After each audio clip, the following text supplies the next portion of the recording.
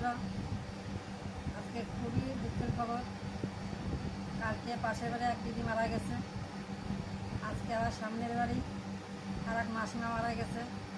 কালকের মরাও আজকে নিয়ে গেছে, আজকের মরাও আজকে নিয়ে গেছে। ওই জন্য কিছু রান্না করতে পারিনি। এই যে ছোটো ভাগ গুছাই নিয়েছি, সঙ্গে এই যে লঙ্কা ভাজা, ডিমের মামলেট, আলু ভাতের, আর সঙ্গে আছে কাঁচা পেঁয়াজ।